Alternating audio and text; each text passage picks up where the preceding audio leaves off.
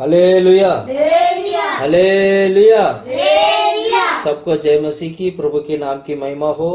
एक और बार हम सब लोग प्रभु की हाजिर में बैठने के लिए, प्रभु की हाजिर में मिलने के लिए प्रभु ने मदद किया। इन दिनों में प्रभु का मैं लाख लाख धन्यवाद करता हूँ। आइएगा आज का हमारा ध्यान के लिए हम वचन निकालते हैं। तीतुस की किताब 2 अध्याय 11 से लेके 14 तक का वचन हम पढ़ेंगे। क्योंकि परमेश्वर का वो अनुग्रह प्रकट है जो सब मनुष्य के उद्धार का कारण है और हमें चेतावनी देता है कि हम अभक्ति और सांसारिक अभिलाषों से मन फेरकर इस युग में संयम और धर्म और भक्ति से जीवन बिताए और उस धन्य आशा की अर्थात अपने महान परमेश्वर और उद्धारकर्ता यीशु मसीह की महिमा के प्रकट होने की बाट जोहते रहे। Hallelujah, hallelujah. पिछले कुछ हफ्तों से हम लोग अनुग्रह के बारे में सीखते हुए आ रहे हैं। अनुग्रह कैसे हमारे बीच में कार्य करता है, अनुग्रह क्या है और अनुग्रह के द्वारा कैसे एक व्यक्ति उद्धार पाकर प्रभु की राज्य में जाता है करके हमने बहुत सारी चीज़ों का हमने पिछले दिनों में देखा। खासकर हमने देखा था कि अनुग्रह जो है सभी व्यक्ति के लिए करके हमने देखा। दूसरा, अनुग्रह के द्वारा हमें उद्धार मिलता है। अगर मैं बोलूं या तो मैं ऐसे भी बोल सकता हूँ, अनुग्रह के द्वारा उद्धार मिलता है और अनुग्रह सभी व्यक्ति के लिए मतलब सभी मनुष्यों के लिए अनुग्रह प्रकट हुआ है ना। तो इन सभी बातों को हमने पिछले कुछ हफ्तों में हमने ये सब ध्यान किया। इतना ही नहीं, अनुग्रह के द्वारा 7 प्रकार की जो हमें एक जो पाठ मिलता है, अनुग्रह जो हमें सिखाती है, उसमें से हमने पांच चीज हमने देख लिया। आज हम 6वां और 7वां पॉइंट हम देखेंगे। पांच पॉइंट हमने देख लिया है। 6वां और 7वां पॉइंट आज हम देखेंगे, जिसमें पहला पॉइंट ये था, हम 12 वचन पढ़ो, 12 वचन। और हमें चेतावनी देता है कि हम अभक्ति और सांसारिक अभिलाषा से मन फेरकर, एक है अभक्ति और संसार की अभिलाषा, इन सभी चीजों को क्या करना है, मन फेरकर, इन सभी चीजों को छोड़कर मन फिराकर परमेश्वर के पास वापस लौटना है। और ये हमारे लिए चेतावनी है। और संयम, धर्म, भक्ति से मतलब ये दोनों चीज हमारे जीवन से हटाकर संयम, धर्म और भक्ति के साथ जीवन बिताने के लिए परमेश्वर के अनुग्रह हमारे जीवन में मदद करता है। और आगे जो आज हम जो 2 पॉइंट हम जो देखेंगे वो 13 वचन पढ़िएगा। और उस धन्य आशा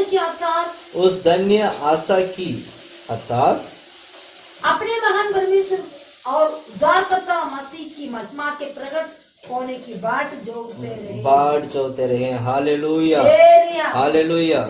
आज हम देखेंगे 2 पॉइंट देखेंगे। इस जीवन में सही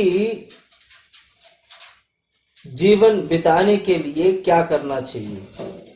और दूसरा पॉइंट यह है कि परमेश्वर की आगमन के लिए हम कैसे तैयार होना चाहिए, कैसे हम भाड़ जोकर रहना चाहिए। ये 2 पॉइंट है। सही जीवन कैसे बिताएं, पहला पॉइंट। दूसरा है परमेश्वर की आगमन के लिए हम लोगों को तैयार होना चाहिए। ये 2 चीजों को हम मिला के, हम इन दोनों बातों को एक साथ मिलाकर हम देखेंगे, ताकि परमेश्वर की उस मर्जी को, परमेश्वर के उस अनुग्रह को हम देख सके, पहचान सके। उस अनुग्रह के अनुसार हम जीवन बिताकर प्रभु के राज में जाने वाले बने। Hallelujah, hallelujah, hallelujah. आइएगा, मैं एक वचन में पढ़ाना चाहूंगा, उसके बाद हम धीरे धीरे करके हम सारे बातों को सीखेंगे। पहले 13 वचन पढ़ते हैं। और उस धन्य आशा की, ध्यान से सुनेगा। परमेश्वर प्रभु के अनुग्रह के द्वारा हमें धन्य आशा मिलता है, जो उस धन्य आशा की अर्थात अपने महान परमेश्वर और उद्धारकर्ता यीशु मसीह अपने महान परमेश्वर उद्धारकर्ता जो यीशु मसीह है, मसीह की महिमा के प्रकट होने को उस बाट जोहते यीशु मसीह की महिमा के प्रकट होने की बाढ़ जोकर रहना है। इसमें दो चीजों को और अच्छी तरह हम सीखते हैं। ये क्या है, हम बाढ़ जोकर रहना है। दूसरा है वो धन्य आशा। तीसरा है महिमा की बाढ़ जोकर रहना। यीशु मसीह प्रकट यीशु मसीह जो प्रकट होते हैं, वो जो महिमा है, उस महिमा के लिए हम बाढ़ जोकर रहकर उसकी महिमा के साथ हम भी सौभाग्य हो जाए। Hallelujah, hallelujah. तो सही जीवन जब तक आप नहीं बिताओगे तो आप प्रभु के राज्य में उठालिया नहीं जाओगे। सही जीवन नहीं बिताओगे, परमेश्वर के आगमन में उठालिया नहीं जाओगे, प्रभु के राज्य में पहुंच नहीं पाओगे। इसलिए सही जीवन बिताना जरूरी है। इसलिए पहला कुरिन्थियों की किताब 1 अध्याय 7वां वचन में एक वचन लिखा है, हम कैसे बाढ़ जोकर रहना है, हमें किसको देखकर हमें चलना है, बाढ़ जोकर रहने के बारे में। तो बाढ़ जोकर रहने वाला व्यक्ति के जीवन में किसी भी प्रकार की कमी नहीं होना चाहिए। सबसे पहले तो कमी मतलब किसी भी प्रकार की आत्मिक कमी नहीं होना चाहिए। आत्मिक कमी, 1 कुरिन्थियों की किताब 1 अध्याय 7वां वचन पढ़ो। 1 कुरिन्थियों की किताब 1 अध्याय 7वां वचन, वहां पर क्या लिखा है? कि किसी वरदान में तुम्हें घटी नहीं, किसी वरदान में तुम्हें घटी नहीं, और तुम हमारे प्रभु यीशु मसीह के प्रकट होने की बाट जोते रहते तुम हमारे प्रभु यीशु मसीह की प्रकट होने की बाट जोते रहते हो। यानी प्रिय भाइयों बहनों, मैं ये कहना चाहता हूँ, प्रभु यीशु मसीह के आगमन के लिए बाट जोते रहने वाला व्यक्ति का जीवन में किसी भी प्रकार की वरदान की कमी नहीं होना चाहिए। वचन हमें सिखाती है कि वचन की या वरदान की कमी ना हो तुम्हारे जीवन में। हर प्रकार की वरदान हमारे जीवन में चाहिए। पवित्र आत्मा पाने वाला व्यक्ति के जीवन में 9 प्रकार के वरदान आता है। यदि कोई व्यक्ति पवित्र आत्मा पाता है तो उसका जीवन में 9 प्रकार के वरदान है। और 9 वरदान जब जैसे जैसे वो प्रभु की आत्मिक रिधि से वो बढ़ता है, तो उस आत्मिक रिधि से जैसे वो बढ़ते हैं, जैसे वो उन्नति की ओर बढ़ते जाता है, तो वैसे वैसे एक एक वरदान उसका जीवन में प्रकट होते भी जाते हैं। थोड़ा सा अपने आत्मिक जीवन में आगे बढ़ा तो उसमें से 9 वरदानों में से एक वरदान हमारे जीवन में कार्य करने लगते हैं। और थोड़ा आपने आत्मिक रिधि से बढ़ने लगा तो दूसरा वरदान भी एक्टिव हो जाते हैं, दूसरा वरदान भी फिर आपके जीवन में कार्य करने लगते हैं। जैसे जैसे जितना आप आत्मिक रिधि से पवित्र आत्मा में बढ़ते जाते हो, उस प्रकार आपको 9 की 9 वरदान एक एक करके आपका जीवन में कार्य करने लगता है। इसलिए वचन में लिखा है किसी वरदान की कमी ना हो, क्योंकि तुम परमेश्वर के आगमन के लिए बाढ़ जोकर रहने वाला व्यक्ति है। प्रिय भाइयों बहनों, मैं कहना चाहता हूं, परमेश्वर के आगमन के लिए बाढ़ जोकर रहने वाला व्यक्ति के जीवन में किसी भी प्रकार की वरदान की कमी नहीं होना चाहिए। यानी हम परिपूर्ण तरीके से परमेश्वर की वरदानों में बढ़ना चाहिए, परमेश्वर के वरदान को पाना चाहिए। परमेश्वर के वरदान को पाने के लिए आपको क्या करना होगा? सिंपली मैं बोलूं तो आपको परमेश्वर के वरदान को पाने के लिए सिंपल तरीका यह है, आप अच्छी तरह आत्मा में भरिए, पवित्र आत्मा को पाइए, और पवित्र आत्मा ही हर प्रकार की वरदान को आपके जीवन में लेकर आएगा। जिसने पवित्र आत्मा को पाया है तो समझ लीजिएगा उसके जीवन में हर प्रकार के वरदान कार्य करने लगता है। बस वो वरदान कार्य करने के लिए उसकी आत्मिक जीवन उन्नति की ओर बढ़ना चाहिए। धीरे धीरे आत्मिक जीवन भी बढ़ते जाएगा, तभी एक एक करके सारे वरदान हमारे जीवन में एक्टिव होगा, काम करने लगेगा। Hallelujah, hallelujah, hallelujah, hallelujah. इसलिए क्या करना चाहिए? पवित्र आत्मा में अच्छी तरह भरकर पवित्र आत्मा को पाना चाहिए। आप एक चीज को अच्छी तरह समझिएगा कि हमारा जो जीवन है, हम इस बाढ़ जोकर जो रहते हैं, संसार की जीवन संसार में अनंत काल के लिए संसार में जीवन बिताने के लिए नहीं, ना ही नरक में जीवन बिताने के लिए नहीं, वरन इन सभी चीजों से बढ़कर परमेश्वर की राज्य में हम जीवन बिताने के लिए, यानी हमारा वासस्थान परमेश्वर का राज्य है, वहां पर जीवन बिताने के लिए हम प्रयास करते हैं। हम परमेश्वर की राज्य में जीवन बिताने के लिए हम प्रयास करते हैं, प्रभु की राज्य में जाने के लिए प्रयास करते हैं, क्योंकि परमेश्वर की राज्य में जाकर हमें जीवन बिताना है। जैसे हम धरती में आज जीवन बिताते हैं, ऐसे ही परमेश्वर की राज्य में जीवन बिताना है। इसलिए वचन कहती है हमारी हम लोगों का जीवन धरती पे नहीं स्वर्ग में है। अब पढ़िएगा उस वचन को, फिलिप्पुस की किताब 3 अध्याय 20 और 21वां वचन में क्या लिखा है? हमारा घर धरती में नहीं वरन कहां पर? हमारा स्वदेश स्वर्ग पर है। हमारी क्या? हमारा स्वदेश, हमारे स्वदेश कहाँ है? स्वर्ग पर है। स्वर्ग पर है।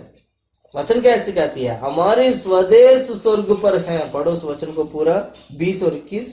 पर हमारा स्वदेश स्वर्ग पर है। हाँ, और हम एक उद्धारकर्ता प्रभु यीशु मसीह के वहां से आने की बाढ़ जो रहे हैं, बाढ़ जो कर रहे हैं, वो अपनी शक्ति के उस प्रभाव के अनुसार, उस प्रभाव के अनुसार जिसके द्वारा वो सब वस्तुओं को अपने वश में कर सकता है, जिसके द्वारा सब वस्तुओं को अपने वश में कर सकता है, हमारे दीनहीन देह का रूप बदलकर, हमारा दीनहीन देह का रूप को बदलकर अपनी महिमा की देह के, अपनी महिमा की देह के अनुकूल बना दे। हालेलुया।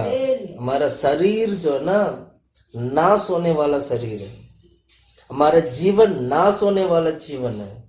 परमेश्वर के राज्य में जाने वाला व्यक्तिगत जीवन में उसका शरीर जो है, उसका जीवन जो है महिमा में बदलना चाहिए।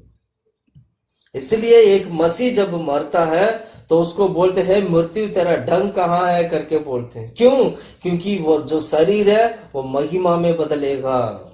जब यीशु मसीह प्रकट होगा, हम महिमा में रूपांतर होकर हम प्रभु के राज्य में उठा लिया जाएंगे, प्रभु के आगमन में उठा लिया जाएंगे, प्रभु के राज्य के लिए प्रभु के आगमन में उठा लिया जाएंगे। इसलिए हमारा शरीर क्या होना चाहिए? बदलना चाहिए। ये शरीर क्या है? नाश होने वाला शरीर है।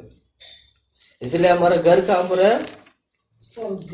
स्वदेश, हमारा स्वदेश। Hallelujah, hallelujah.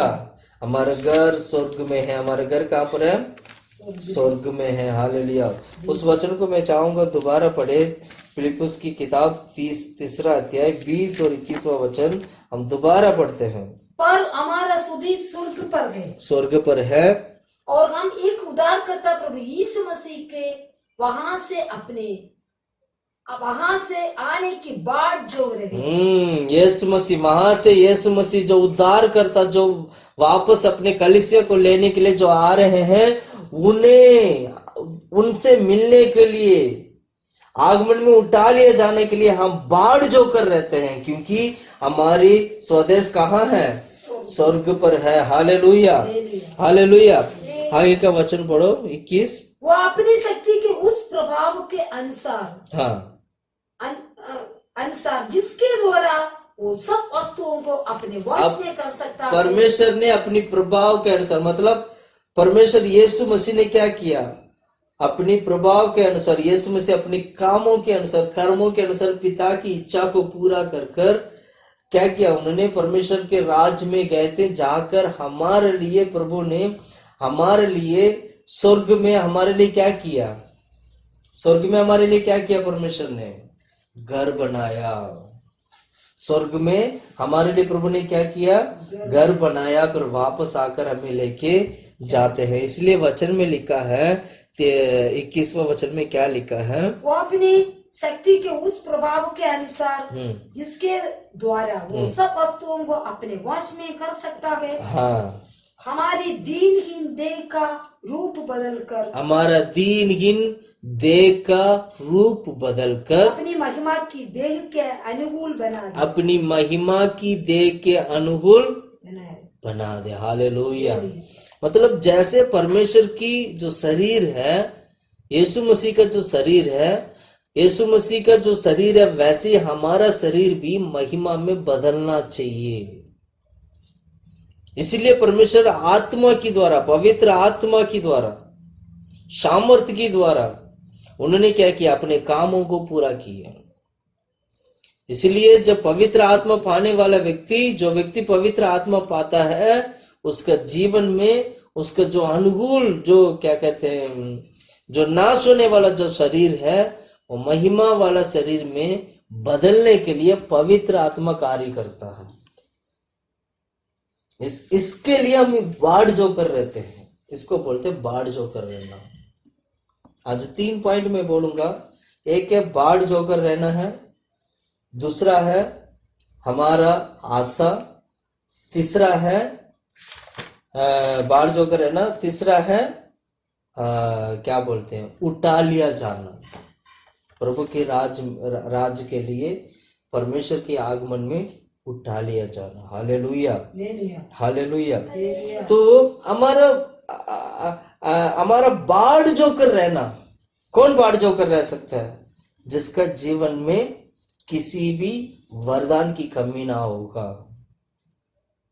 और बाढ़ जो कर रहने वाला व्यक्तिगत जीवन में बहुत कुछ बदलना चाहिए। क्या बदलना चाहिए? यीशु मसीह की तरह हमारा शरीर, हमारा जीवन भी जब यीशु मसीह प्रकट होगा, जैसे वो महिमा के साथ वो प्रकट होते हैं, वैसे हम भी उनकी महिमा की सम्मान बदलना चाहिए, बढ़ना चाहिए। वो होने के लिए परमेश्वर हमारे जीवन में आत्मा की द्वारा प्रभु कार्य करते, पवित्र आत्मा की द्वारा हमारे बीच में कार्य करता है। Hallelujah, hallelujah. उसको बोलते हैं जो इस तरीके की क्या कहते हैं, स्वर्गराज को पाने वाला व्यक्ति को हम कहते हैं धर्म का मुकुट पाने वाला व्यक्ति। इसको कहते हैं धर्म का मुकुट पाने वाला व्यक्ति। Hallelujah, hallelujah. आप पढ़ सकते हो 2 तीमुथी का किताब अध्याय 4 का 8वां वचन पढ़िएगा। धर्म का मुकुट करके आप पढ़ते हो वहां पर। दूसरा, भविष्य में मेरे लिए धर्म का मुकुट रखा हुआ है। भविष्य में मेरे लिए धर्म का मुकुट रखा हुआ है, जिसे प्रभु जो धर्मी और न्यायी है मुझे उस दिन देगा। हाँ, जो परमेश्वर धर्मी और न्यायी है, जो उस दिन मुझे वो देगा। मुझे ही नहीं वरन उन सबको भी, केवल मुझे नहीं वरन उन सभी लोगों को भी जो उसके प्रकट होने के लिए प्रिय जानते। हाँ, उसके प्रकट होने के, परमेश्वर की आगमन के लिए बाढ़ जोकर रहने वाला हर एक व्यक्ति को परमेश्वर धर्म का मुकुट देने के लिए वो तैयार बैठे हैं। इसको बोलता धर्म की मुकुट पाने वाला व्यक्ति कौन है? जो लोग परमेश्वर की आगमन के लिए इंतजार करते हैं। आज कितने लोग हैं जो परमेश्वर के आगमन के लिए इंतजार करते हैं? आज कितने लोग हैं परमेश्वर के आगमन के लिए बाढ़ जोकर रहते हैं? वाकई में क्या बाढ़ जोकर रहते हैं हम लोग? हम प्रचार करते हैं, वचन को सुनते हैं बाढ़ जोकर रहना करके, लेकिन हकीकत बताएं तो बिल्कुल भी बाढ़ जोकर रहने का स्वभाव हमारे जीवन में है ही नहीं। बाढ़ जोकर रहने वाला स्वभाव कैसे होगा पता? प्रभु तो जल्दी आ, मुझे ले चल। प्रभु जल्दी आ, हम लोगों को ले चल। प्रभु कब आएगा परमेश्वर? प्रार्थना में ये सवाल होता है, प्रभु कब आएंगे आप?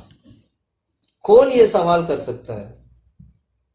जो पवित्रता में सिद्ध है, जो विश्वास में सिद्ध है, जो आत्मिक जीवन बिताने में परिपूर्णता के साथ, परिपूर्ण तरीके से आत्मिक जीवन में बिताने के लिए जो मसीह में बना रहता है, वही बोल सकता है कि प्रभु तो कब आएगा, परमेश्वर कब आओगे, यीशु कब आएंगे। वही बोल सकता है जो सिद्ध होगा, वही बोल सकता है जो पवित्र है, जो विश्वास करता होगा, विश्वास में सिद्ध होगा और जय पाने वाला व्यक्ति होगा, वही बोल सकता है। हमारे जीवन में देखा जाए तो आज भी पवित्रता में कमी है, आज भी विश्वास में सिद्धता नहीं है, अभी भी अधूरा विश्वास है। कई बार हम लोग हमारे विश्वास अविश्वास में बदल जाता है। शुरुआत में विश्वास तो दिखाते हैं, लेकिन जब वो क्रिया में आता है, जब कर्मों में आता है, तो हमारा विश्वास धीरे धीरे करके ढीला हो जाता है। शुरुआत में शैतान के साथ लड़ने के लिए, पाप के साथ लड़ने के लिए, दुनिया के साथ लड़ने के लिए हम तैयार हो जाते हैं, लेकिन शैतान ऐसे ऐसे काम लेके आता है तो हम लोग लड़ नहीं पाते हैं। या दुनियादारी ऐसे हमारे जीवन में जब कार्य भयंकर होने लगते हैं, दुनियादारी से लड़कर जय नहीं पा पाते हैं। या पाप थोड़ा थोड़ा कर जब अंदर आता है तो पाप से लड़कर जय नहीं पा पाते हैं। क्यों? कहीं ना कहीं कमी है। इसलिए परमेश्वर के आगमन के लिए बाढ़ जोकर नहीं रहते हैं। प्रचार तो करते हैं, बोलते हैं, सबको बताते हैं और सभी लोग बोलते हैं, सब करते हैं, लेकिन हकीकत में देखा जाए, हकीकत में अपने आप को फर्क के देखेंगे तो सच में बाढ़ जोकर रहने की स्वभाव नहीं है। परमेश्वर के आगमन के लिए इंतजार करने की स्वभाव नहीं है। परमेश्वर के आगमन आ जाएगा करके हम डरते हैं, उसकी बदले में हमें तो खुशी होना चाहिए प्रभु के आगमन का सुने तो। हम परमेश्वर के आगमन को सुनते ही हमें क्या आता है? डर आता है। क्यों डर आता है? कौन डरता है प्रभु के आगमन को सुनकर? कौन व्यक्ति डर सकता है प्रभु के आगमन होने वाला, प्रभु के आगमन अभी हो जाएगा, आज हो जाएगा करके सुनते ही कौन डरेगा? वही डरेगा जिसके अंदर पवित्रता ही नहीं है, जिसको लगता है कि आज भी मैं अधूरा हूं, मैं अभी तैयार नहीं हूं। जो तैयार होगा वो तो प्रभु के आगमन की बात सुनकर वो बहुत खुश हो जाएगा। हे प्रभु जल्दी आओ, मुझे ले चल। लेकिन जिसके अंदर प्रभु की आगमन में उठा लिया जाने के लिए तैयारी नहीं होगा, वो डरेगा, हो प्रभु आ जाएंगे, क्या होगा हमारा साथ? क्यों ऐसे बोल रहे हैं? इसलिए बोल रहे हैं क्योंकि तैयारी नहीं है। प्रिय भाइयों बहनों, मैं कहना चाहता हूं, मैं बताना चाहता हूं, हम परमेश्वर की आगमन के लिए तैयारी होना जरूरी है। जब हमें इतना डर है ना, इस डर को देके परमेश्वर नहीं आ रहे हैं। केवल इस डर के कारण यीशु मसीह अभी तक नहीं आए हैं। क्यों? ये डर ने हमें परमेश्वर के आगमन की तरफ बढ़ने के लिए रोक रखा है हम लोगों को। इस डर को निकाल कर फेंकना है। इस डर को निकाल के फेंकने के लिए आपको पवित्र होना पड़ेगा, पवित्रता में सिद्ध होना पड़ेगा, विश्वास में सिद्ध होना पड़ेगा, जय जीवन बिताने में सिद्ध होना पड़ेगा, परमेश्वर की इच्छा करने में सिद्ध होना पड़ेगा, प्रभु की प्यार में सिद्ध होना पड़ेगा, विश्वास में सिद्ध होना पड़ेगा। तभी ना हम ये कह पाएंगे कि प्रभु तो जल्दी आ। Hallelujah, hallelujah. जो व्यक्ति परमेश्वर की आगमन में उठा लिया जाता है वो धर्म का मुकुट को पाता है।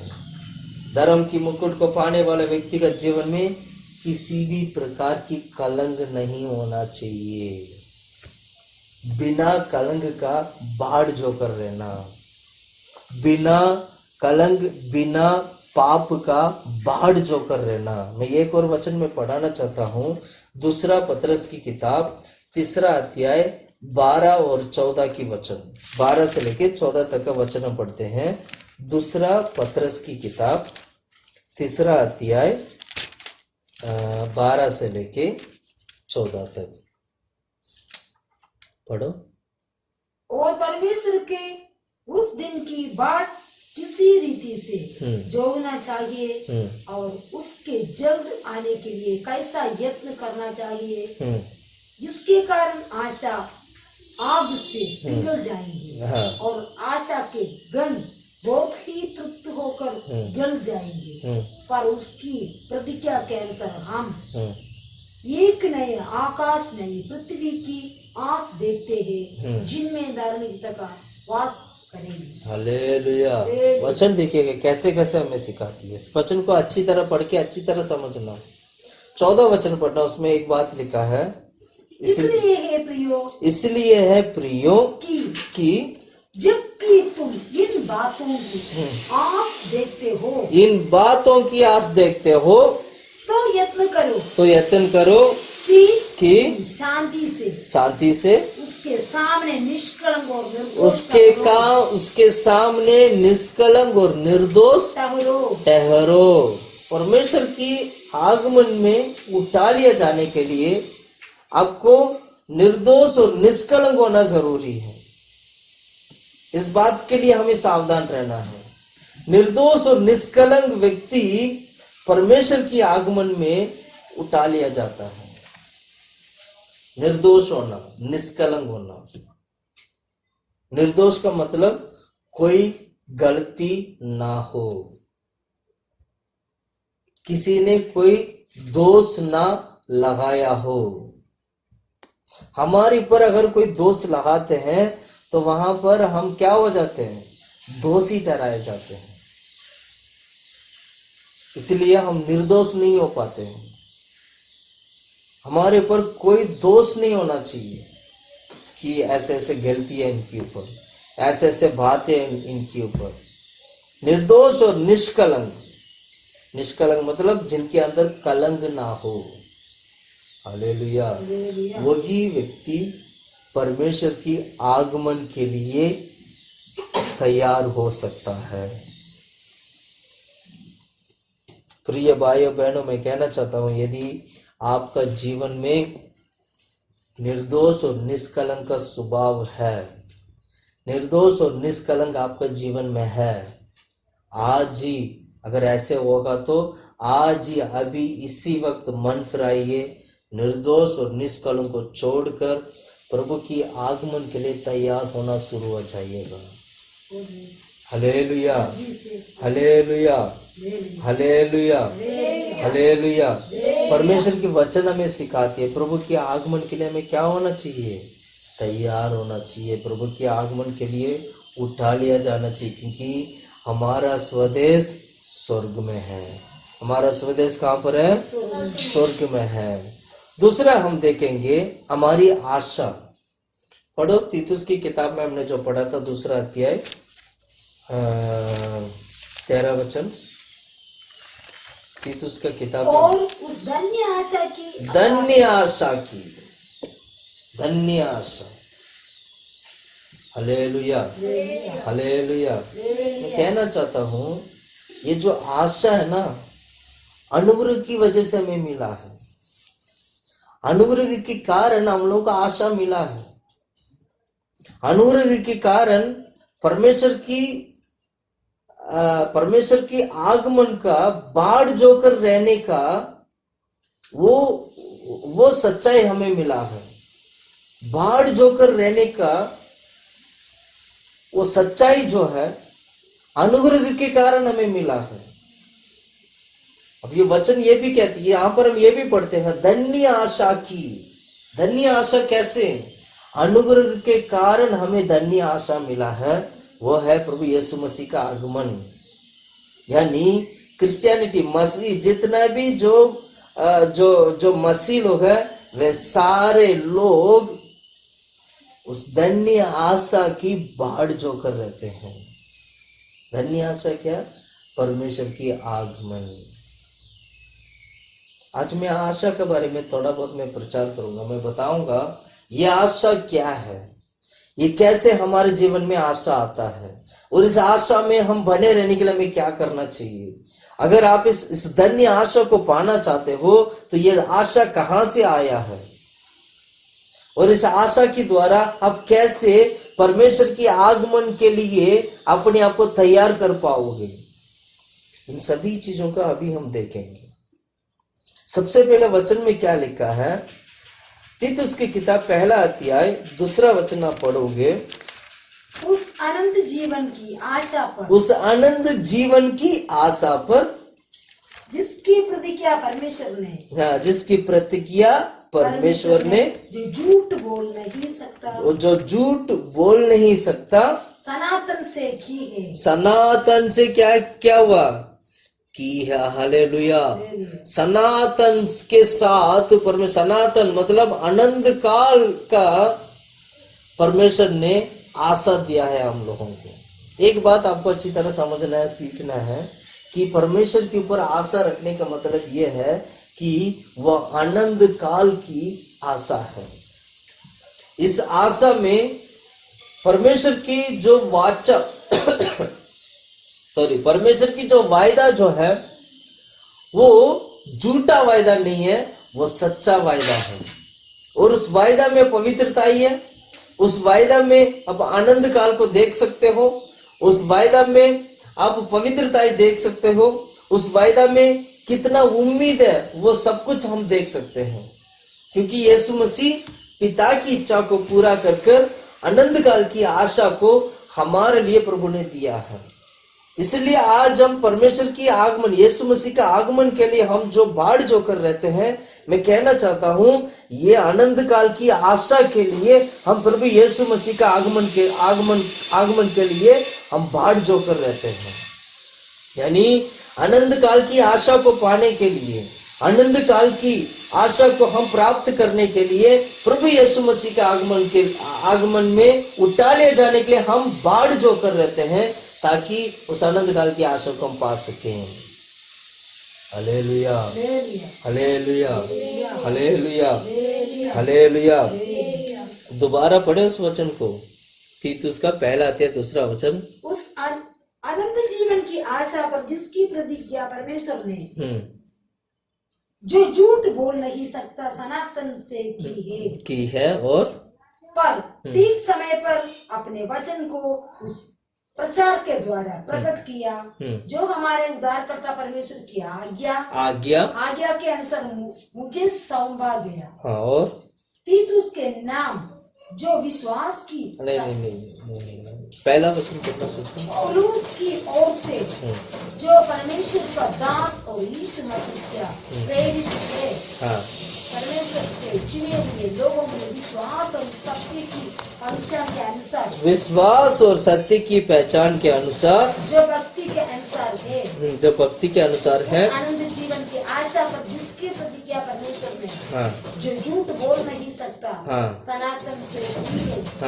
पर ठीक समय पर अपने वचन को उस प्रचार के द्वारा प्रकट किया, जो हमारे उद्धारकर्ता परमेश्वर, जो हमारे उद्धारकर्ता परमेश्वर के आज्ञा के अनुसार सौंपा गया। Hallelujah, hallelujah. अब तीसरा अध्याय आओ, तीतुस की किताब तीसरा अध्याय 7वां वचन, 3 का 7। जिससे हम अनुग्रह से धर्मी ठहरकर, उस अनुग्रह से धर्मी ठहरकर अनंत जीवन की आशा के अनुसार, अनंत जीवन की आशा के अनुसार वारिस बने। अनंत जीवन की पढ़ो, दोबारा पढ़ो उस वचन को। मैं दोबारा पढ़ाना चाहता हूँ, पढ़ो। जिससे हम उसके अनुग्रह से धर्मी ठहरकर, अनुग्रह, ध्यान से सुनेगा, अनुग्रह से धर्मी ठहरकर, अनुग्रह के कारण, अनुग्रह के द्वारा एक व्यक्ति धर्मी होकर और धर्मी ठहरकर अनंत जीवन की आशा के अनुसार, अनंत जीवन की आशा के अनुसार वारिस बने। बस अनंत जीवन की आशा कैसे होती है? अनुग्रह के द्वारा। अनुग्रह के द्वारा जब हम धर्मी बनते हैं, इसलिए धर्म का मुकुट करके हम पढ़ते हैं। धर्म का मुकुट मतलब क्या? अनुग्रह के द्वारा धर्मी बनने वाला व्यक्ति परमेश्वर की आगमन में आनंद का मुकुट को वो पाता है। सॉरी, धर्मी का मुकुट वो पाता है, धर्मी का मुकुट। Hallelujah, hallelujah, hallelujah. इसलिए क्या करना चाहिए? पवित्र आत्मा को पाना चाहिए। Hallelujah, hallelujah, hallelujah. 7वां वचन पढ़ो आगे। ये बात सच है और मैं चाहता हूँ कि तो इन बातों के विषय में नहीं सोचा 6वां वचन से पढ़ो। जिससे उसने हमारे उद्धारकर्ता यीशु मसीह के द्वारा हम पर अधिकारी से उंडेला। क्या उंडेला? अधिकारी से उंडेला, जिससे हम उसके अनुग्रह से धर्मी ठहरते। क्या उंडेला? अधिकारी से क्या उंडेला? अनुग्रह नहीं, उद्धारकर्ता मसीह के द्वारा हम अधिकारी से उंडेला। अधिकारी से यहाँ पर लिखा नहीं है पवित्र आत्मा करके हिंदी बाइबल में। आप इंग्लिश बाइबल में पढ़ोगे होली स्पिरिट करके लिखा है, इंग्लिश बाइबल में मिलेगा होली स्पिरिट। पवित्र आत्मा परमेश्वर ने हमारे ऊपर उंडेल दिया है। वो ना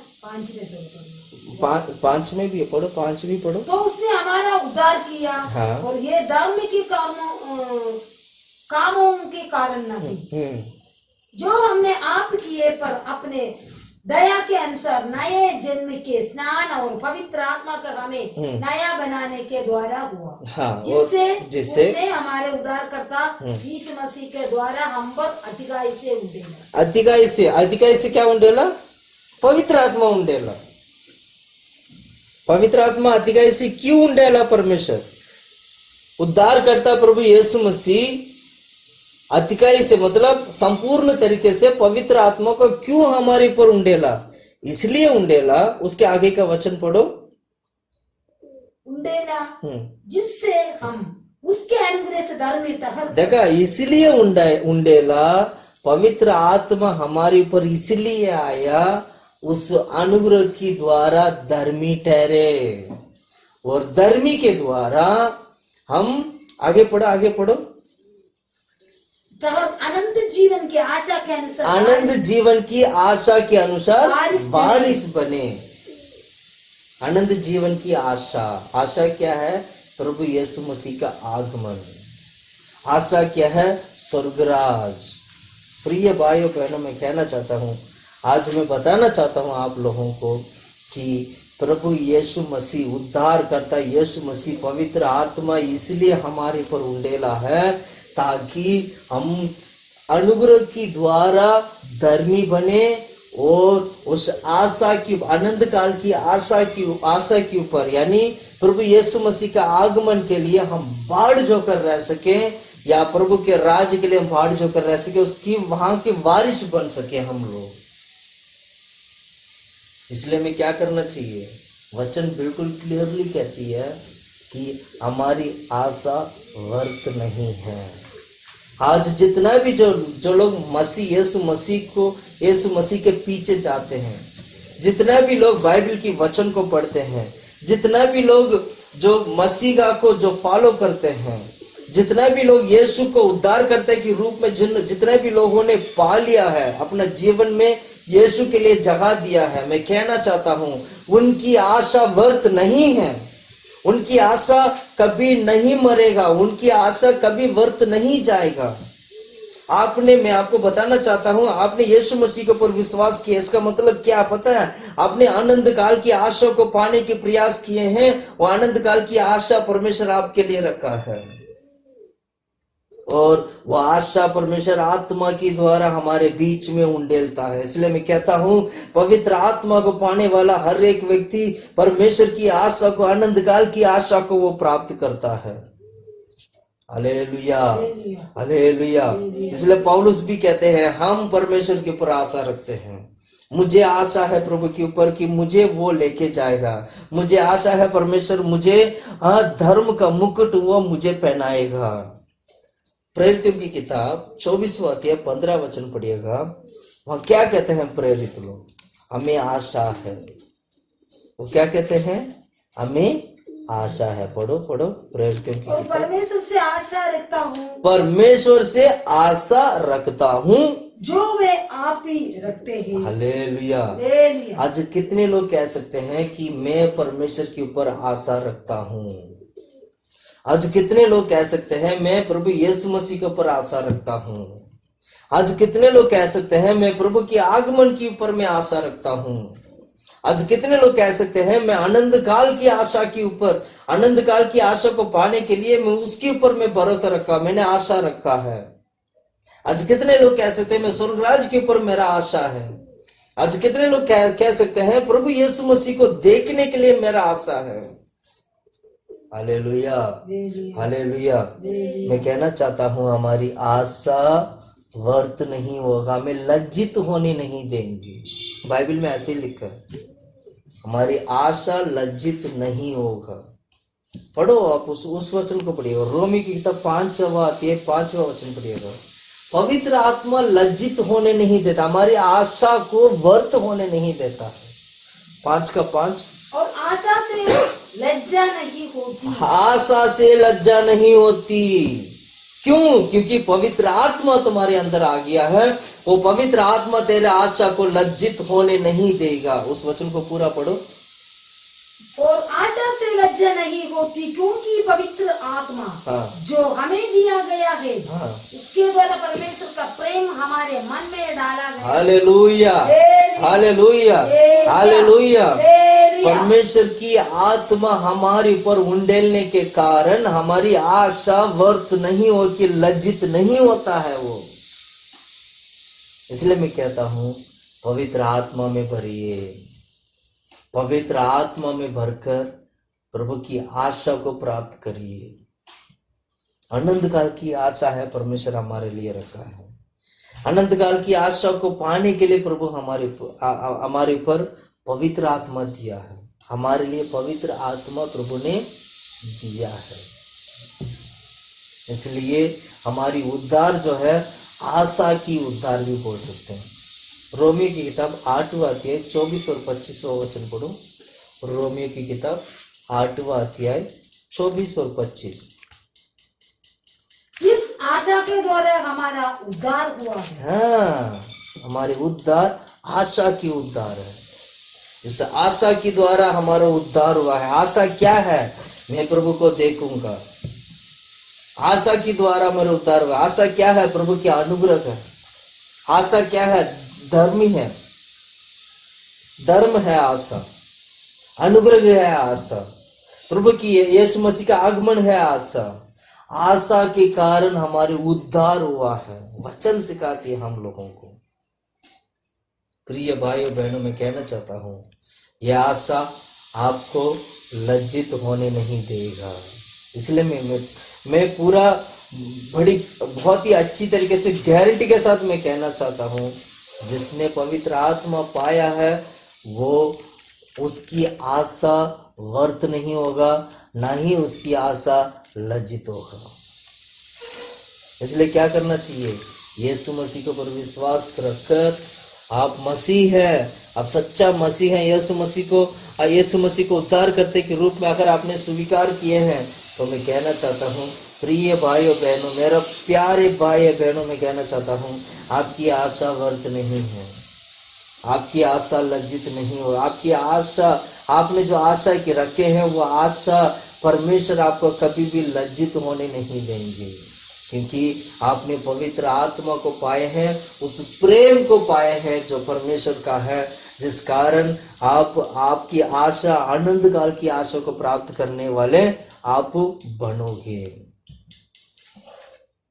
रोमियो की किताब 8वां अध्याय 24 और 25वां वचन पढ़ते हैं दोबारा। इस आशा के द्वारा हमारा उद्धार हुआ है। आशा की द्वारा हमारा उद्धार हुआ है। परंतु जिस वस्तु की आशा की जाती है, परंतु जिस वस्तु की आशा की जाती है जब वो देखने में आए तो जब वो देखने में आए तो फिर आशा कहाँ रही? फिर आशा कहाँ रही? कहाँ रही? क्योंकि जिस वस्तु की कोई देख रहा है, जिस वस्तु को कोई देख रहा है उसकी आशा क्या करेगा? हालेलुया। हालेलुया। इस वचन को समझाने के लिए मैं थोड़ा एग्जाम्पल के साथ समझाना चाहता हूँ।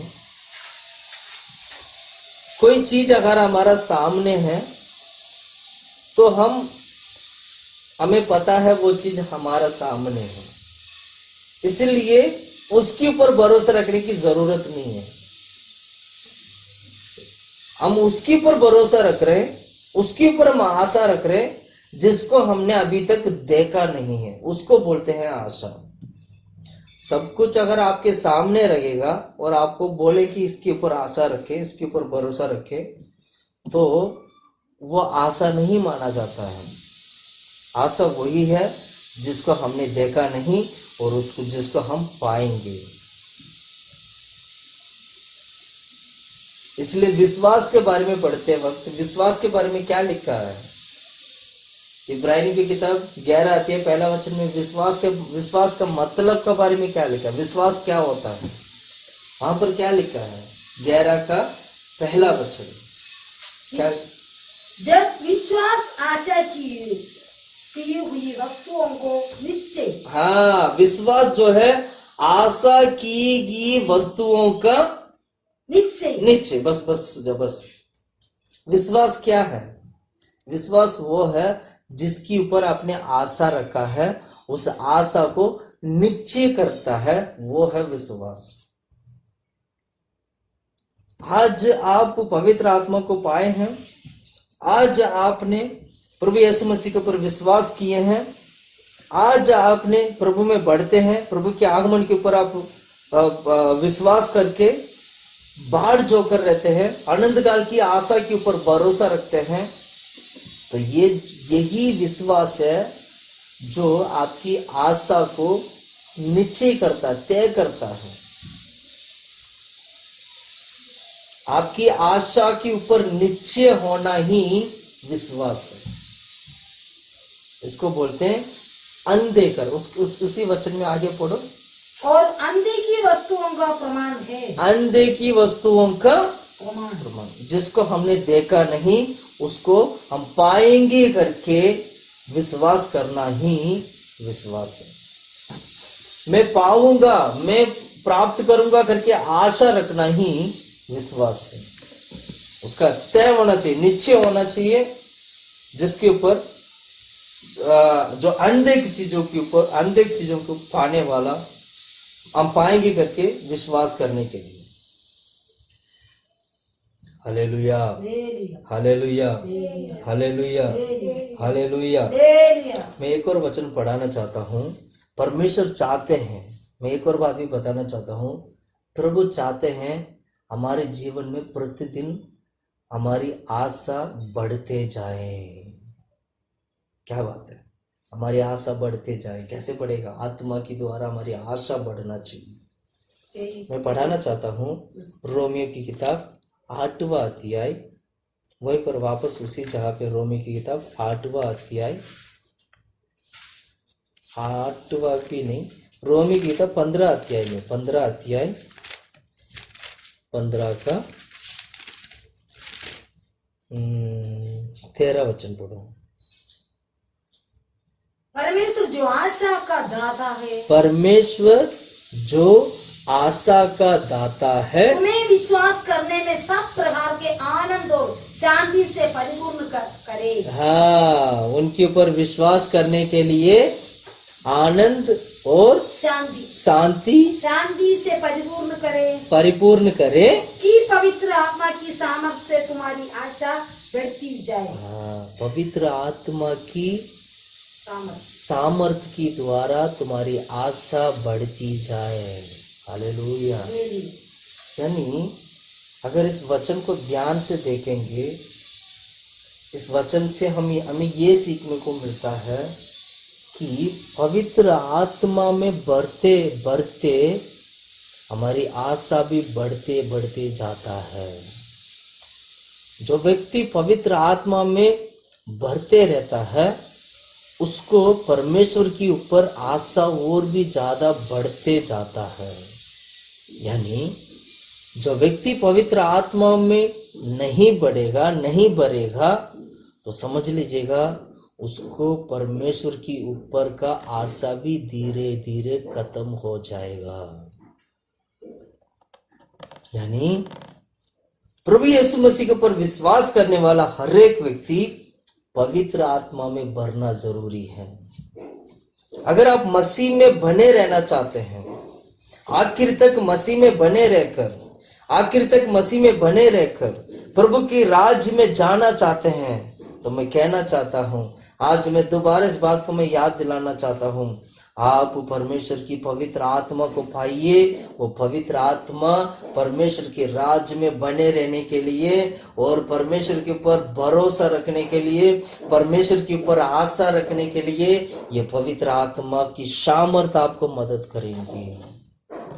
इसीलिए वचन में लिखा है पवित्र आत्मा में जितना बढ़ते जाएंगे उतना परमेश्वर के ऊपर आशा हमारे जीवन में बढ़ते जाएगा, प्रतिदिन आशा बढ़ते जाएगा।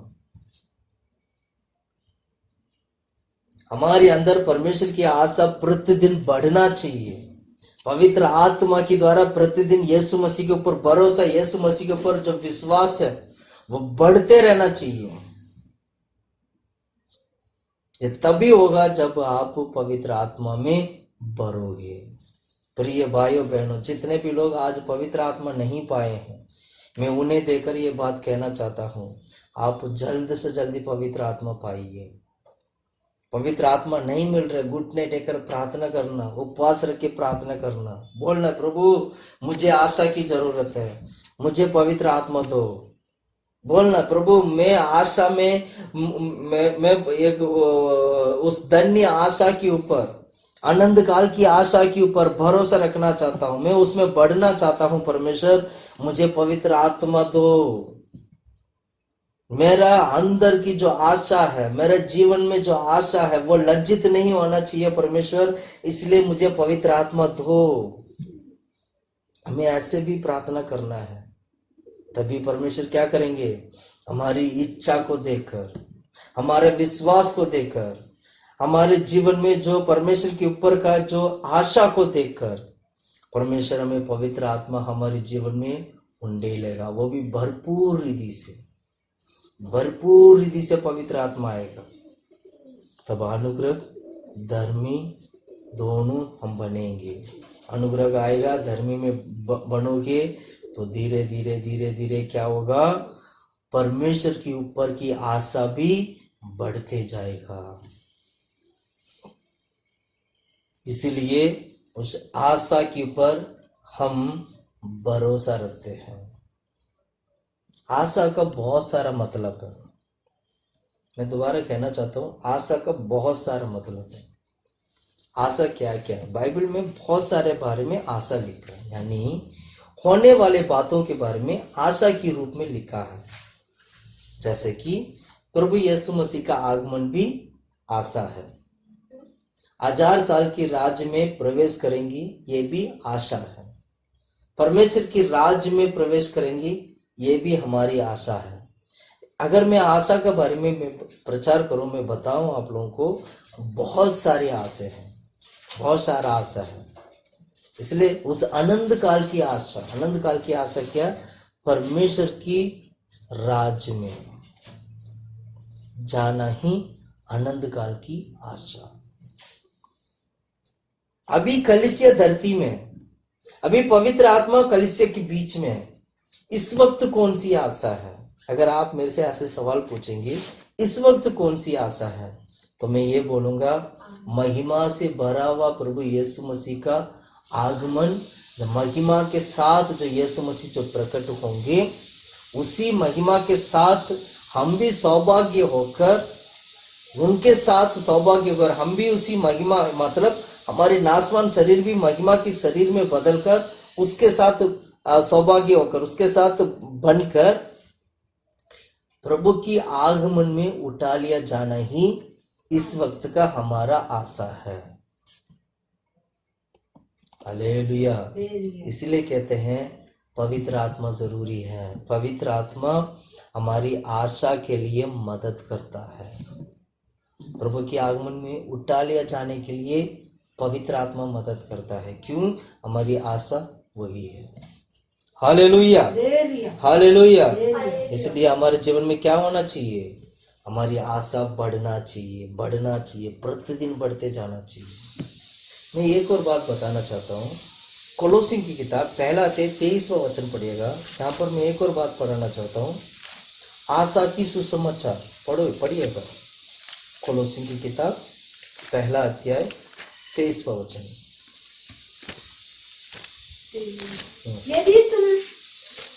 यदि विश्वास की नींव पर दृढ़ बने रहो, यदि तुम विश्वास की नींव पर नींव पर दृढ़ बने रहो, और उस सुसमाचार की आशा की जिससे तुमने सुना है, उस सुसमाचार की आशा जिसको तुमने, सुना है। यानी आज हम जो प्रचार करते हैं, जो सुसमाचार करते हैं, ये आशा का सुसमाचार है।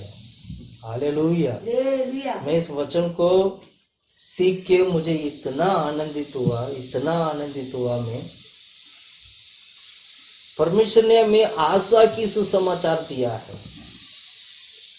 हालेलुया। हालेलुया। जितने लोग आज आनंदित है, जो आशा की सुसमाचार पाए हुए, हर एक व्यक्ति जो आनंदित है, जो लोग पाए हैं, वो प्रभु की महिमा करना चाहिए। मैं प्रभु की महिमा करना चाहता हूँ। प्रभु धन्यवाद परमेश्वर, मेरे लिए आशा की सुसमाचार आपने दिया है। क्या हम कह सकते हैं कि प्रभु धन्यवाद, मेरे लिए आपने आशा की सुसमाचार दिए हैं। आज हम जो भी प्रचार करते हैं, आशा की सुसमाचार को प्रचार करते हैं। क्या आशा की सुसमाचार पता है? कि यीशु दोबारा आएगा, आनंद जीवन आपको मिलेगा। Hallelujah, hallelujah. इसको बोलते हैं आशा की सुसमाचार। हालेलुया। पढ़ो इस वचन को दोबारा। यदि तुम विश्वास के नींव पर दृढ़ बने रहो और उस सुसमाचार की आशा की जिस तुमने सुना है, ना छोड़ो, जिसका प्रचार आकाश के नीचे की सारी सृष्टि में किया गया। सारा सृष्टि सुसमाचार सुनाते हैं।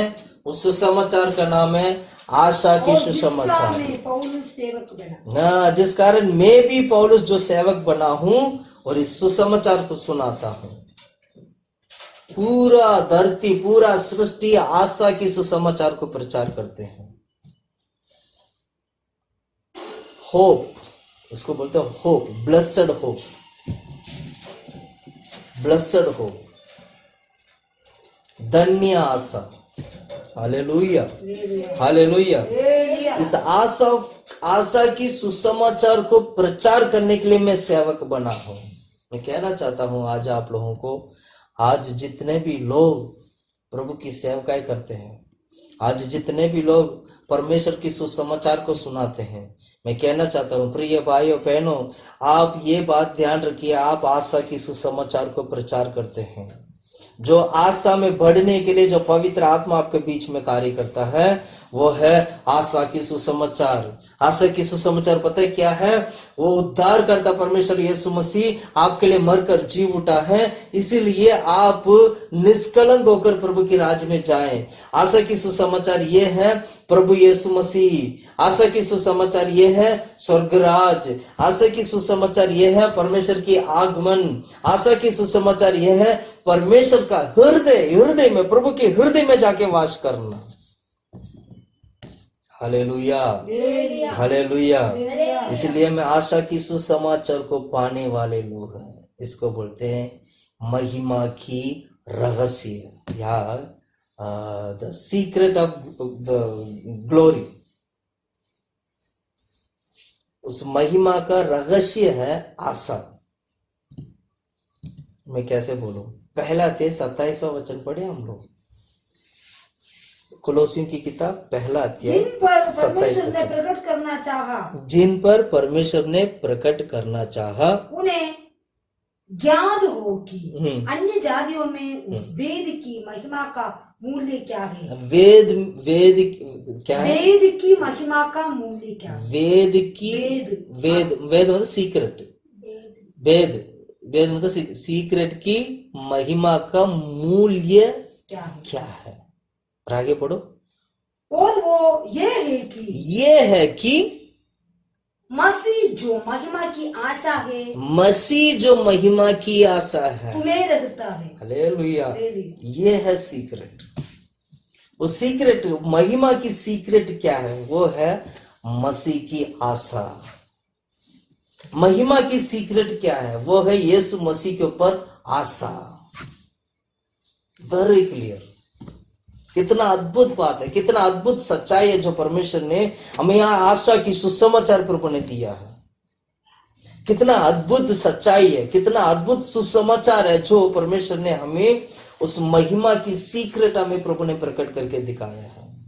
वो भी अन्य जाति लोगों के बीच में, यहूदी के लिए नहीं, अन्य जाति व्यक्ति के लिए। मैं प्रिय भाई बहनों कहना चाहता हूं, जितने भी अन्य जाति लोग, जितने भी लोग यीशु मसीह के ऊपर विश्वास करते हैं, वे सारे लोग पवित्र आत्मा की द्वारा आत्मिक रीति से वह यहूदी है। हम यहूदी के लायक नहीं थे, परमेश्वर ने हमें यहूदी बनाया है आत्मा की द्वारा। इसको बोलते हैं सीक्रेट, महिमा की। उस महिमा के अंदर जो सीक्रेट, उस महिमा की जो सीक्रेट है वो है यीशु मसीह के ऊपर आशा रखना। Hallelujah, hallelujah.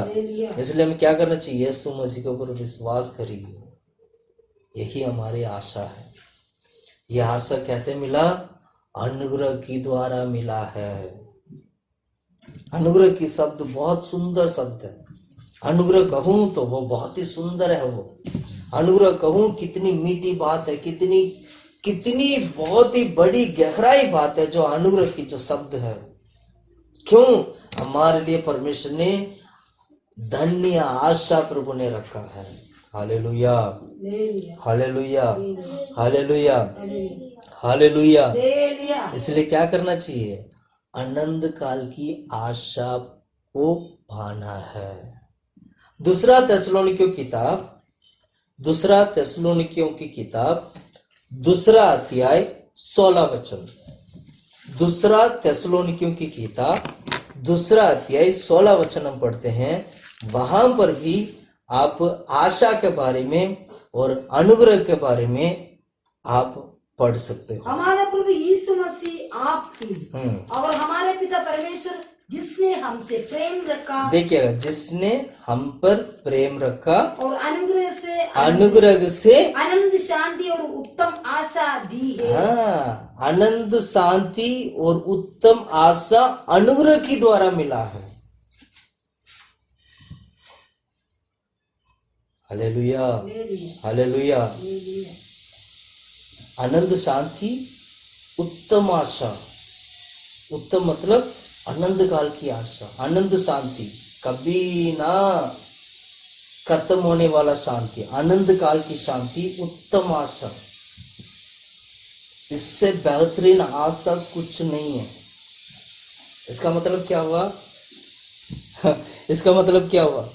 प्रभु की यीशु मसीह का आगमन के लिए बाढ़ जोकर रहने वाली आशा, जिसके ऊपर यीशु मसीह के ऊपर बाढ़ जोकर जो लोग रहते हैं, आगमन के लिए बाढ़ जोकर रहते हैं, वो जो आशा है, उस आशा के ऊपर जितने लोग उस यीशु मसीह का आगमन के ऊपर आशा रखते हैं, इससे बड़ा आशा इस संसार में है ही नहीं।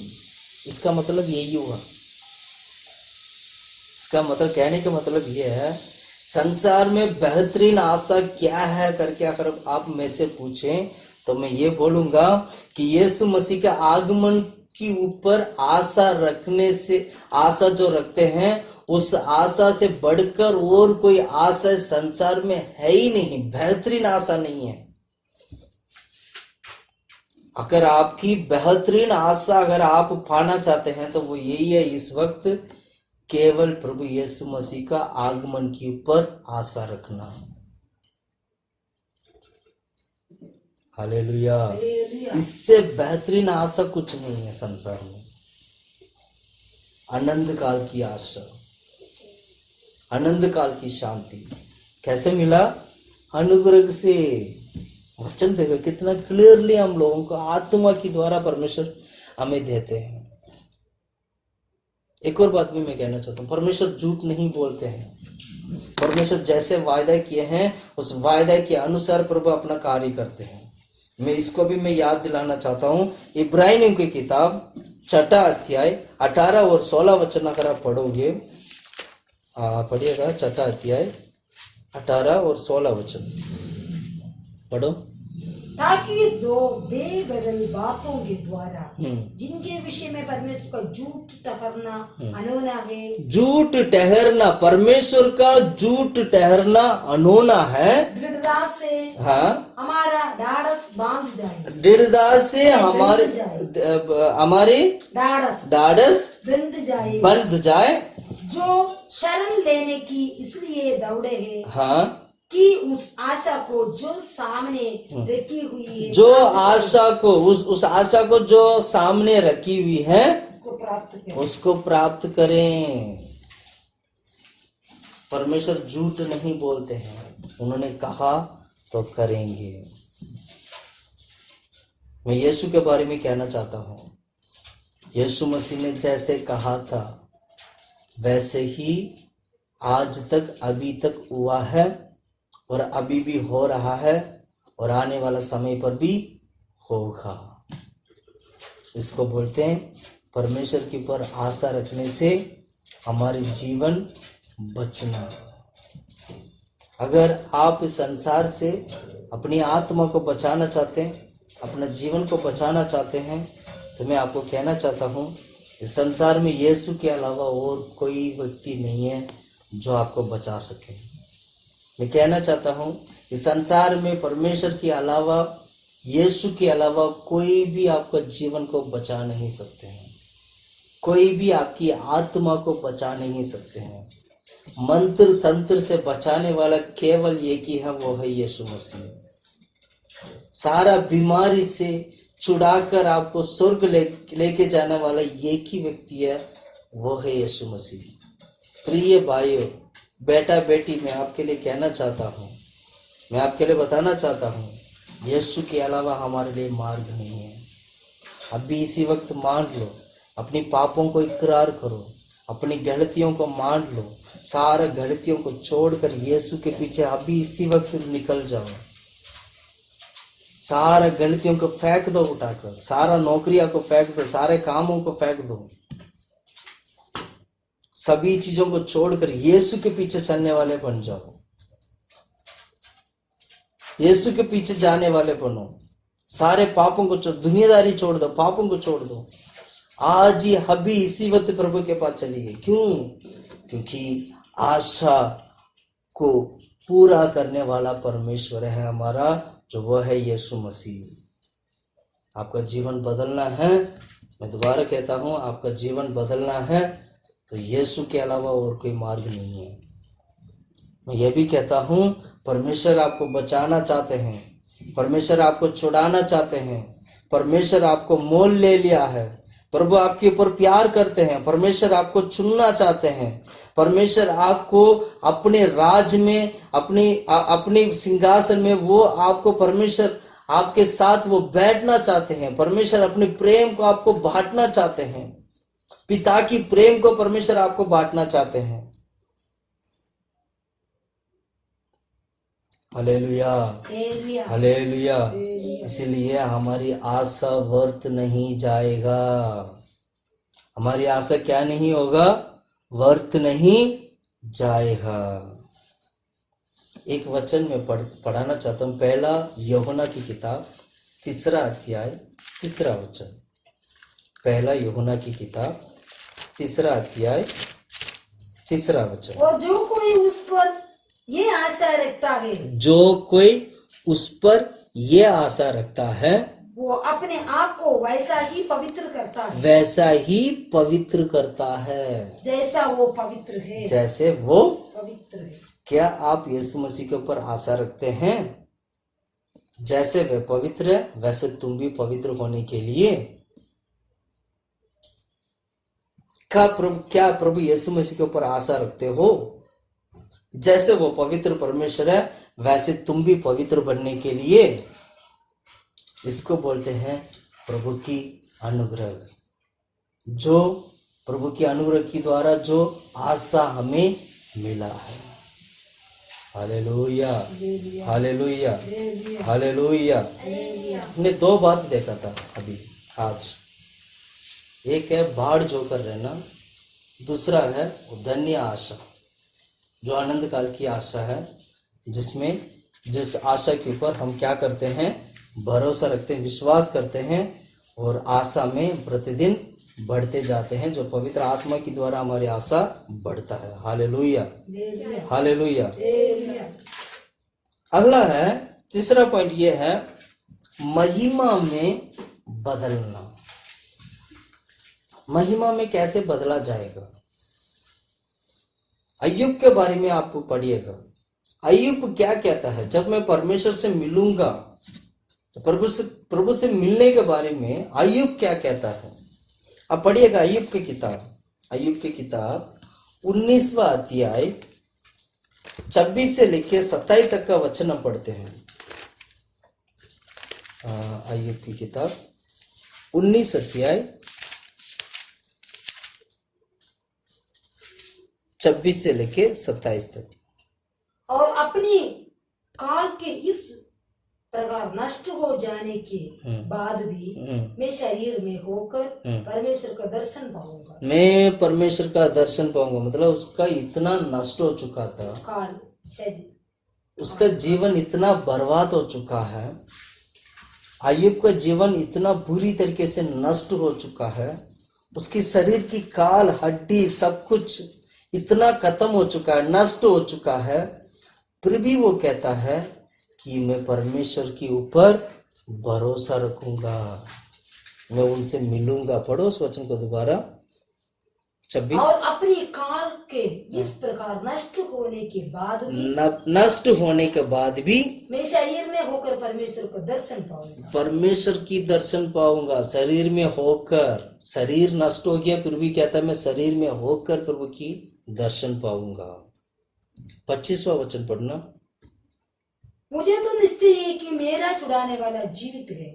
मुझे निश्चय है कि मेरा छुड़ाने वाला जीवित है। आज कितने लोग बोल सकते हैं मेरा छुड़ाने वाला जीवित है, मेरा छुड़ाने वाला जीवित है, मेरा छुड़ाने वाला जीवित है, मुझे बचाने वाला जीवित है। My saviour liveth. इसका मतलब क्या? मेरा छुड़ाने वाला जीवित, वो जीवित है, जीवित है, जीवित है। Hallelujah, hallelujah. आगे पढ़ो 25।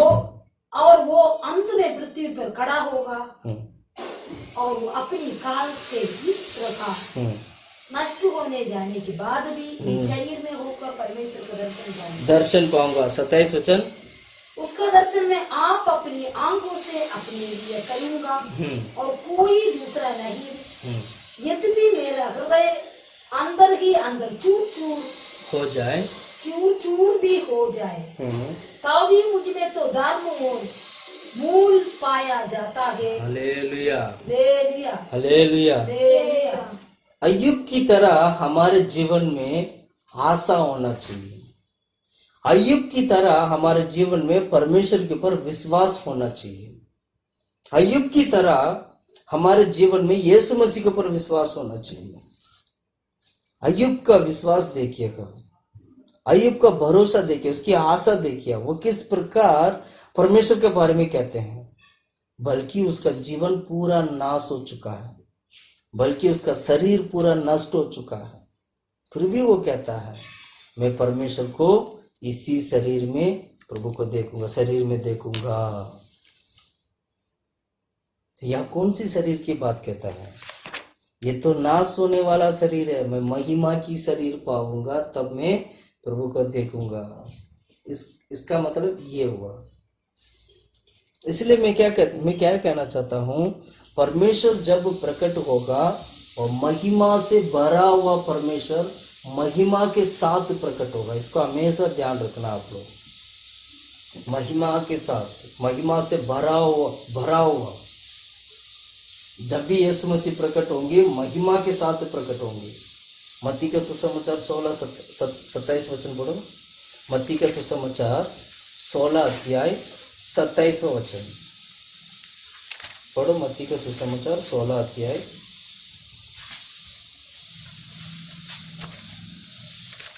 27। मनुष्य का पुत्र अपने स्वर्गदूतों के साथ अपने पिता की महिमा में आएगा। क्या लिखा बाइबल में? अपनी पिता की महिमा में आएगा स्वर्गदूतों के साथ। मनुष्य का पुत्र कौन है? यीशु मसीह। मनुष्य का पुत्र प्रभु यीशु मसीह अपनी महिमा के साथ आएगा। किसके साथ? स्वर्गदूतों के साथ महिमा में प्रकट होगा। पढ़ो उस वचन को दोबारा। मनुष्य का पुत्र अपने स्वर्गदूतों के साथ अपने पिता की महिमा में आएगा। अपनी पिता की महिमा में आएगा। कितना खुशी की बात है। पिता की महिमा में आने वाला मनुष्य का पुत्र से मिलने के लिए आपको भी महिमा में रूपांतर होना पड़ेगा। इसीलिए जो व्यक्ति मसीह में मरता है वह परमेश्वर की महिमा को प्राप्त करता है। जो व्यक्ति मसीह में मरता है वो परमेश्वर की महिमा में एंटर करता है। इसलिए मरने वालों को, जो मसीह में मरते हैं, तो उनको हम बोलते हैं आज फलाना व्यक्ति महिमा में प्रवेश हुआ है। इसका मतलब क्या है? उन्होंने मृत्यु पाया है। इसका मतलब महिमा में प्रवेश होना। मसीह लोग मृत्यु पाने का मतलब यह है कि वह महिमा में प्रवेश होना। अगर एक व्यक्ति मसीह में मरता है तो समझ लीजिएगा उसने महिमा में प्रवेश हुआ है। वो है मृत्यु। इसलिए महिमा के साथ जब प्रभु महिमा में, जब यीशु मसीह, मनुष्य का पुत्र यीशु मसीह, पढ़ो उस वचन को। मनुष्य का पुत्र अपने स्वर्गदूतों के साथ अपने पिता की महिमा में अपने स्वर्गदूतों के साथ पिता की महिमा में आएगा। महिमा में जब आएगा तो आपको भी महिमा के साथ ही प्रभु के साथ मिलना है, प्रभु से मिलना है। जब तक आप महिमा में नहीं बदलोगे तो महिमा में आने वाला परमेश्वर के साथ आप महिमा के साथ मिल नहीं पाओगे। वचन बिल्कुल क्लियरली कहता है कि यीशु मसीह का आगमन महिमा के साथ होगा। तो महिमा के साथ होने वाले यीशु मसीह का आगमन में आपको उठा ले जाने के लिए, प्रभु से मिलने के लिए भी आपको भी प्रभु की महिमा में बदलना होगा। प्रभु की महिमा का मतलब, महिमा का बहुत सारा अर्थ है। एक है पवित्र आत्मा, दूसरा है सच्चाई और महिमा से भरा हुआ प्रभु यीशु मसीह जैसे प्रकट हुआ था वैसे ही हमारे जीवन में भी सच्चाई और महिमा होना चाहिए। ये महिमा उत्पन्न कैसे होता है? आत्मा की द्वारा महिमा उत्पन्न होता है। महिमा तेल को भी दिखाती है। तेल पवित्र आत्मा। जब एक व्यक्ति को पवित्र आत्मा आता है तो वो शरीर, उसका जीवन पूरा महिमा में बदल जाता है। जब एक याजक को अभिषेक किया जाता है तो उसका शरीर पूरा महिमा में बदल जाता है। जब एक राजा को अभिषेक किया जाता है और राजा पूरा महिमा में बदल जाते हैं। ऐसे बहुश्रुता का भी महिमा कैसे हमारे जीवन में आता है? महिमा केवल पवित्र आत्मा की द्वारा ही हमारे जीवन में प्रकट होगा। जिसका जीवन में पवित्र आत्मा नहीं है वह महिमा में प्रकट नहीं हो सकता है। महिमा में आप रूपांतर होने के लिए पवित्र आत्मा की जरूरी है। इसलिए पवित्र आत्मा पाने वाला व्यक्ति परमेश्वर की महिमा में प्रकट होगा। पवित्र आत्मा को पाने वाला व्यक्ति नाश होने वाला शरीर से बदलकर महिमा की शरीर को पाएगा। इसलिए हम कहते हैं, इसलिए हम इस सुसमाचार को सुनाते हैं और सुसमाचार के समय पर यह बोलते हैं पवित्र आत्मा पाइए, ताकि वह आत्मा परमेश्वर की आगमन, जो यीशु मसीह जो महिमा के साथ आने वाले हैं, उस महिमा के साथ आने वाले यीशु मसीह का आगमन में आप भी महिमा के साथ जाना जरूरी है। यीशु मसीह उधर से महिमा के साथ आ रहे तो आपको भी जब रूपांतर होगे तो आपको भी महिमा के साथ ही यीशु मसीह से मिलने जाना है। इसीलिए पवित्र आत्मा है। जब पवित्र आत्मा हमारे जीवन में आता है तो महिमा हमारे जीवन में भर जाता है। इसीलिए कहते हैं कि पवित्र आत्मा को प्राप्त करना है। मैं महिमा के बारे में और भी 2-3 बातें मैं बताऊंगा। मत्ती का सुसमाचार 25वां अध्याय 31वां वचन हम पढ़ते हैं। 25वां अध्याय 31 वचन। जब मनुष्य का पुत्र अपनी महिमा में आएगा जब मनुष्य का पुत्र अपनी महिमा में आएगा और सब स्वर्गदूत उसके साथ आएंगे, तो वो अपनी महिमा के सिंहासन पर विराजमान होगा। अपनी महिमा की सिंहासन विराजमान होगा। सब कुछ महिमा है यहाँ पर। यीशु मसीह का आगमन महिमा है और उसके विराजमान भी महिमा से भरा हुआ विराजमान है। इसलिए परमेश्वर पवित्र आत्मा हम लोगों को इसीलिए दिया है ताकि जब आप रूपांतर होंगे या जब आप प्रभु के आगमन में उठा लिए जाओगे तो आप भी महिमा के साथ महिमा की राज में जाए। Hallelujah, hallelujah. 64 वचन 64 मत्ती का सुसमाचार 25 का 64 पढ़ना।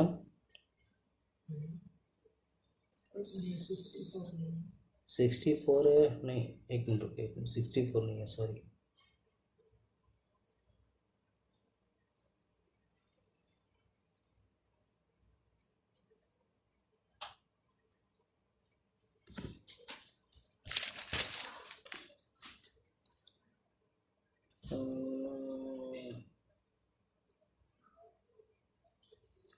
हाँ 26वां अध्याय में हो, 26वां अध्याय 64। यीशु ने उससे कहा, तूने आप ही कह दिया, परन मैं तुमसे ये भी कहता हूँ कि अब से तुम मनुष्य के पुत्र को सर्वशक्तिमान के दाहिनी ओर बैठे और आकाश के बादलों पर आते देखो। हाँ, ये है महिमा की, क्या कहते हैं, आगमन, महिमा की आगमन। Hallelujah, hallelujah, hallelujah.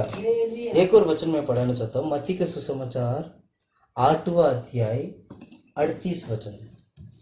मत्ती के सुसमाचार 8वां अध्याय 38 वचन प्रभु की आगमन के बारे में ही है। वहां क्या लिखा वचन में, पढ़ो 8 का 38। 8 का 38 नहीं, 34 तक है। हाँ, एक मिनट।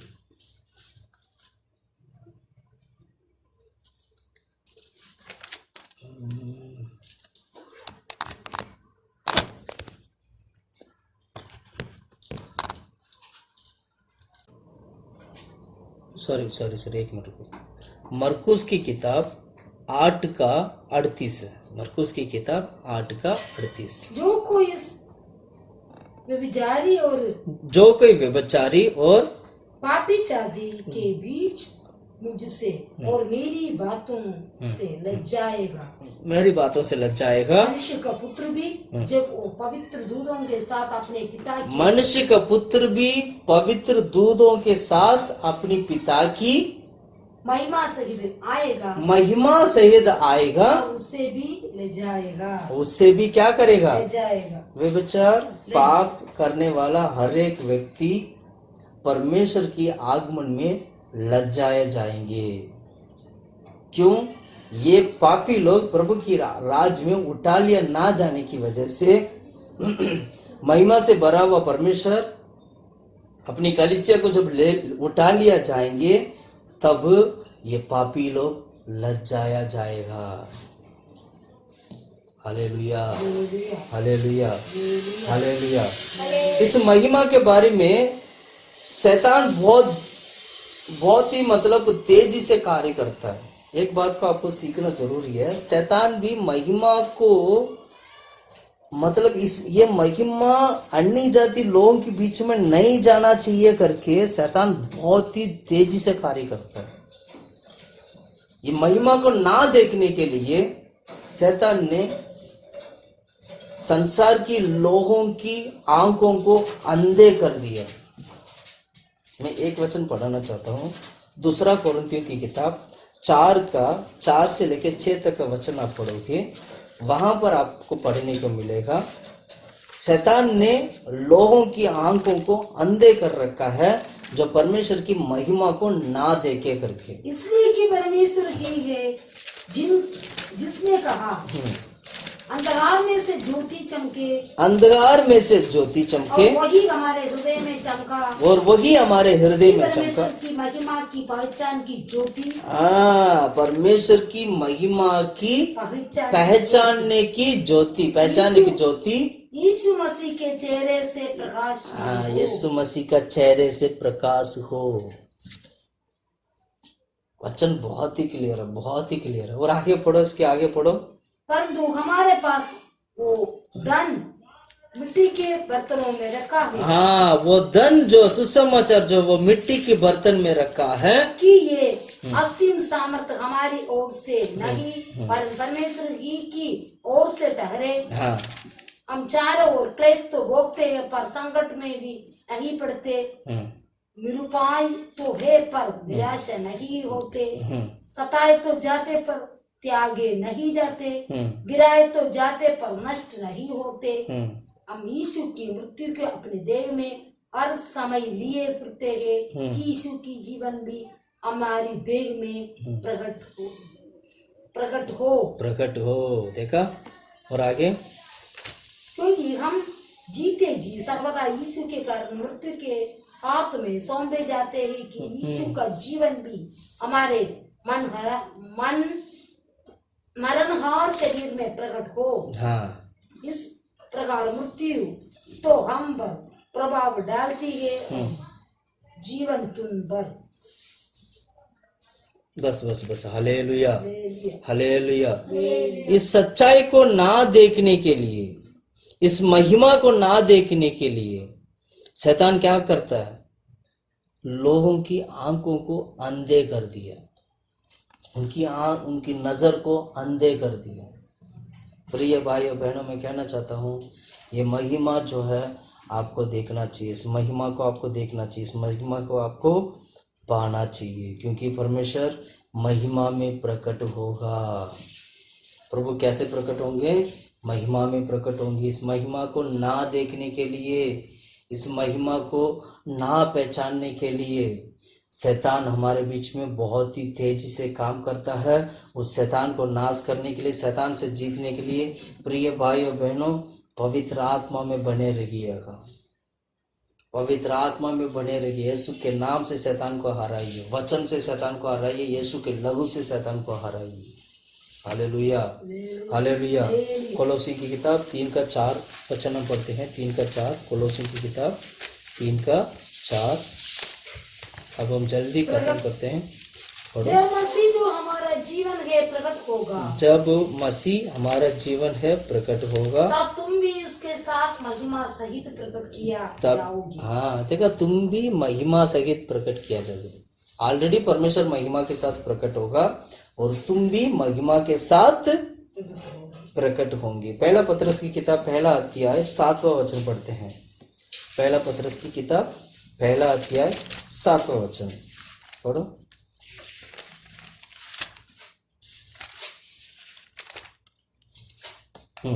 सातवां वचन। और ये इसलिए है कि तुम्हारा परखा हुआ विश्वास और आग से ताए हुए नाशवान सोने से भी कहीं अधिक बहुमूल्य है, यीशु मसीह के प्रकट होने पर प्रशंसा और महिमा और आदर का कारण ठहरे। महिमा